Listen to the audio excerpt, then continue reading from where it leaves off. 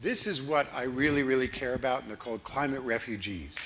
These are the people who are going to be displaced because, for example, sub-Saharan Africa has always been dry. Well, for the last several thousand years has been dry, and is getting drier and drier.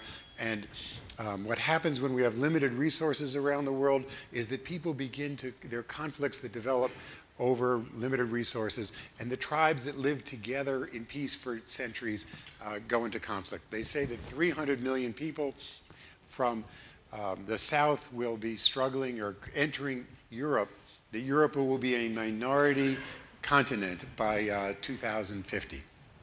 In 2050, we will be over 9 billion people in the world.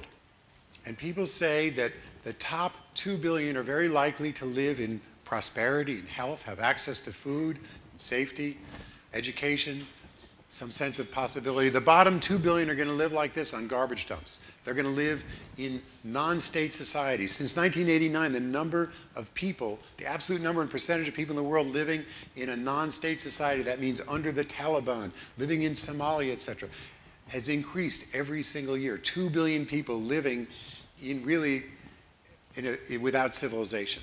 And 5 billion in between, and how those 5 billion are treated, their sense of opportunity, how they live really determines the fate of the world. But we do not have a national planning policy.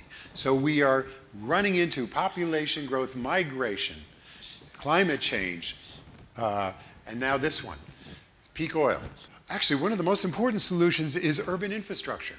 And what we're seeing is in Europe, in China, in Russia, in India, huge investments in infrastructure. This is in Barcelona. This is a smart street. So there are these streets emerging that have a park down the center. They have a streetcar down the center. They have bike lanes. They have walking lanes. They are fabulous. They have cafes. And they have places for cars and buses. They're fabulous places to be. But it's an integrated, multimodal part of a city. And we are hugely resistant to doing this in the United States. We are seeing high-speed rail all across the world. China is investing $1 trillion in high-speed rail. The Soviet Union is building $500 billion of high-speed freight with the goal of putting the Suez Canal out of business, just connecting East and West. And we are not making these investments. And these are the ways that we can actually create jobs in America and retool our economy and build a platform, an environmentally responsible platform. Now, for our future, another interesting thing about infrastructure, it is the basis of social equity. It is what gives mobility to people of all incomes. So we're planners. We wrote the Green Building Guidelines for New Orleans post-Katrina. We're now the master planners for the city of Newark. Our planning work is almost always based on environment, social equity, connecting low-income people to jobs, affordable housing. How do you rebuild a city, mass transit around these elements? We also deeply believe in connecting people to nature and doing that in cities, and a lot of that comes to restoring these incredible pathways of nature. In Yonkers, Steve Brown is here from Yonkers. They're literally taking a wonderful old river that they buried and put in a pipe under the street and pulling it back out. This is the Bronx River running through the Bronx. These are hidden assets that we can bring back. Well, anyway, this is a building called David and Joyce Dinkins Gardens, the first green affordable housing in Harlem. Very green roofs. By the way, one of the things we're doing now, really paying attention to food. I actually call this now a sterile green roof, because you can't eat it. And there have been these amazing green roofs, but we really need to bring natural foods back to our cities. This project, by the way, does have community gardens on the ground level. So a lot of our buildings have deep, reflective, contemplative space. There's a whole part of my life that deeply believes that we need to know how to think and contemplate to be able to really come up with wise decisions. For those of you who want to learn more about it, go to garrisoninstitute.org. We started a green real estate investment fund. It's buying existing buildings in great downtowns and greening them. Because what happens is when you great buildings that are green and are parts of healthy communities, you get tremendous loyalty. And so actually the investment pays itself more than back through the community building that takes place.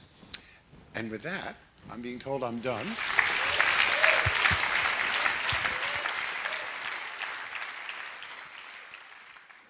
It just really makes me happier than a flea at a dog show to be standing up here looking out at all of you social venture networkers, you dreamers and doers, you free thinkers and truth seekers, you champions of America's progressive values of economic fairness, social justice, equal opportunity for all people. That's what we represent. That's really what America represents. The true spectrum in American politics doesn't run this way from right to left. It runs this way from top to bottom. Top to bottom is experience. It's a vertical line. It's where people actually live. And a good 80% of the American people realize these days that they are not even in shouting distance of those powers at the top, whether they call themselves liberal or conservative, Democrat or Republican. I'm talking about the Wall Streeters and the BPers, the downsizers and privatizers, the polluters and plunderers, the big shots, bastards and bullshitters who feel entitled to run roughshod over our society's core values of fairness, justice, equal opportunity for all people. You go back to Reagan, they promised us that the trickle-down economic theory that we'd all get a 7-course dinner, you know. Ours turned out to be a possum and a six-pack. It's not charity that anybody wants. It's economic fairness and social justice and equal opportunity for all people. That's what America represents. That is our goal. That's what we're trying to create, not charity. You want strangeness? Check out Afghanistan. Our soldiers and our money are now mired in the 10th year of the longest war in American history. A war that is not even being discussed in this year's congressional elections. Strangeness, look at what the corporatists did to us in January of this year. 5 judicial thugs on the Supreme Court pulled off a black-robed coup on our democracy, decreeing that inanimate, insentient paper constructs called corporations are persons. Even stranger, the 5 Supremes ruled that corporations are entitled to far more constitutional rights than us actual persons, living, breathing persons. This puts the dumb in dumbfounding, but our elected officials have done nothing to correct this. Well, these Tea Party-infused Republicans have begun farther out than Neptune. Privatize Social Security, they cry.